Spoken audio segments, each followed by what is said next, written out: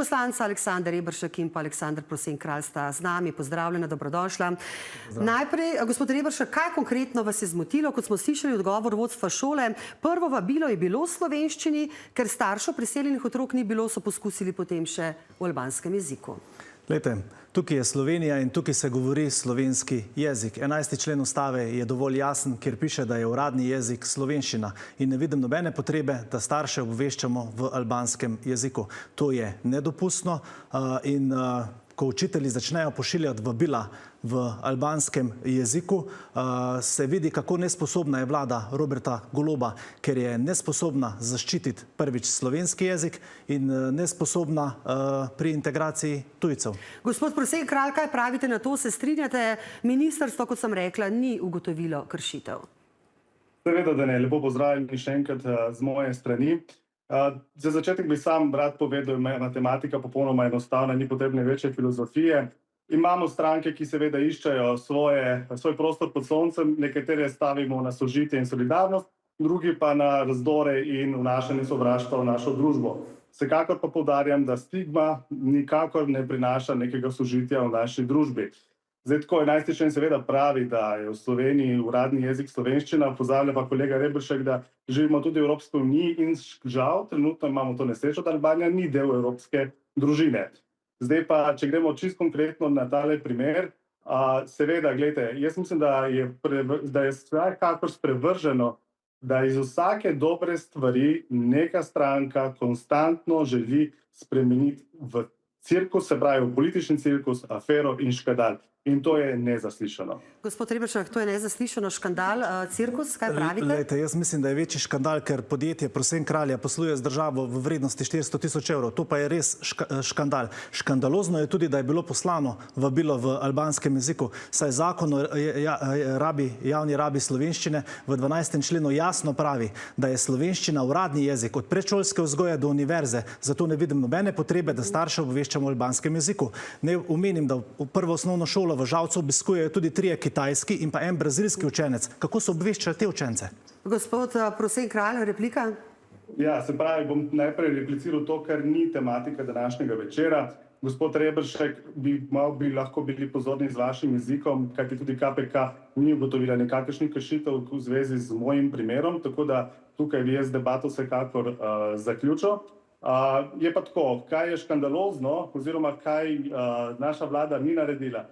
Vsekakor nismo podprli takrat sicer idej, se pravi stranke NSI, ker smo bili jasni pri tem, da to, kar so želeli vnašati z njihovimi predlogi, bi prinašalo med mlade vsekakor večjo segregacijo, prinašalo bi tudi počasnejšo socialno vključenost teh otrok priseljencev in seveda stigmatizacija otrok bi bila posledično tudi toliko večja. Se pravi, mi nismo politika izključevanja, mi smo politika združevanja. Gospod Reberšek, kaj pravite na to? In gremo k rešitvam. Kakšne rešitve si ste takoj? Nova Slovenija je bila edina, ki je pripravila konkretne rešitve za ureditev tega področja. Zakon o osnovni šoli, pripravljalnice. Kaj smo predlagali? Da bi otroci 1 leto obiskovali pouk in bi se učili samo slovenskega jezika. Hkrati pa za ohranjanje socialnega stika bi obiskovali še glasbeni pouk, šport in pa likovno vzgojo. Otroke je treba najprej naučiti slovenskega jezika, šele na to kasneje se lahko normalno vključijo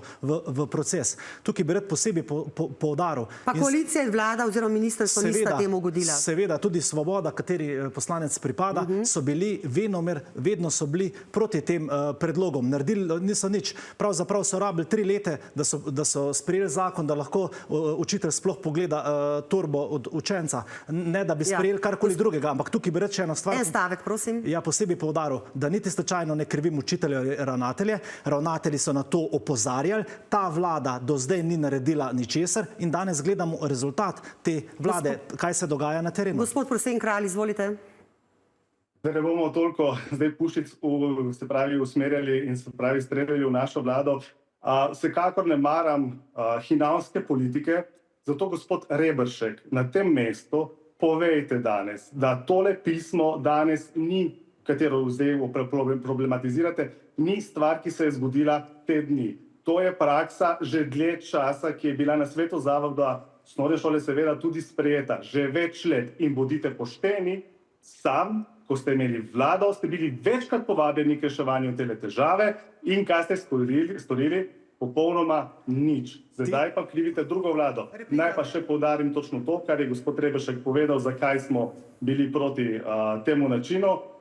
Vsekakor v Gibanju Svoboda zagovarjamo model, kjer so otroci od začetka vključeni v redne razrede, ob tem pa seveda dobijo dodatno jezikovno podporo, pomoč učiteljev in asistentov za slovenščino kot drugi jezik ter prilagojene učne načrte, ker se pravi, ker ne dosežajo ustrezne ravni jezika. Mi ne govorimo tega, da otroci v šolah, da jim ne bi bilo potrebno govoriti slovenskega jezika. Strinjamo se, da je potrebno, ampak zdaj pa ne gospod Reberšek pove, kaj je pa njihova vlada naredila. Glejte, to je en argument poslanca, ki imajo, bom rekel, zelo veliko večino v državnem zboru, 54 jih je od 90, praktično bi lahko vse sprejeli, nas je bilo 37, od 90 jih je bilo bistveno težje, poleg tega v času covida. Pa vendar, te zadeve so eskalirale zdaj šele v zadnjem času in zdaj potrebujemo neke rešitve, ki pa jih od te vlade, več kot 3 leta, odkar so na oblasti, praktično ni. Kot sem rekel, je Nova Slovenija edina, ki je resno pristopila in predlagala neke zakonodajne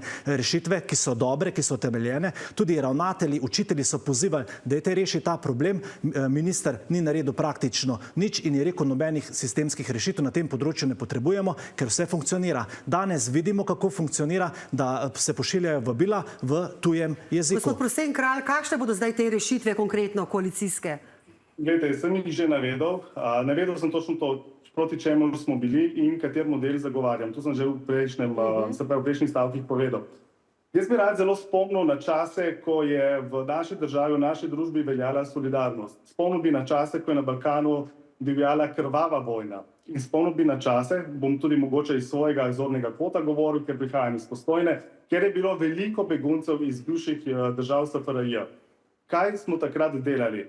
Ne po vaših politikah, ki bi si jih danes želeli, gospod Reberšek.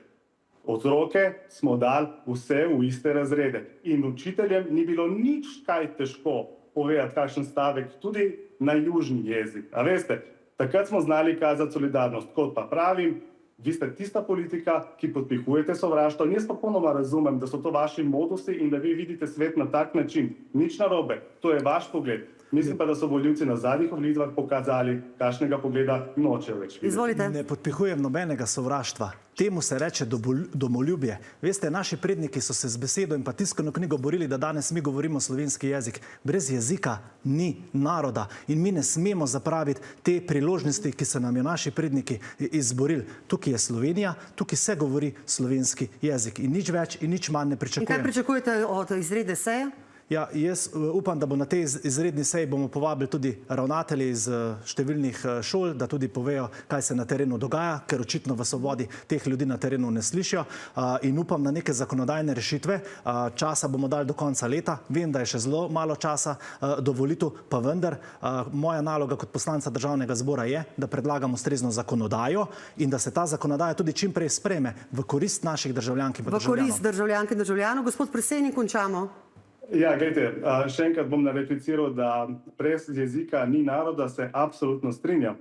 Bom pa spomnil še enkrat na tiste temačne čase prejšnje vlade, kako se je razkrojeval RTV, ki je tudi del kulture. Tako da, gospod Reberšek, dajmo še enkrat si naliti čistega vina. Jaz ne podpiram hinavske politike, to lahko vi počnete zaradi mene v kakršnem koli obsegu, ampak dajmo biti pošteni, pa tudi prej niste odgovorili na to, kar sem vas izval. Kratko. Na terenu gledamo, bom rekel, nesposobnost te vlade, očitno pa je, da v Postojni pada kozmični dež. Pa ne bo pada še dalje. Spoštovana gosta, hvala lepa.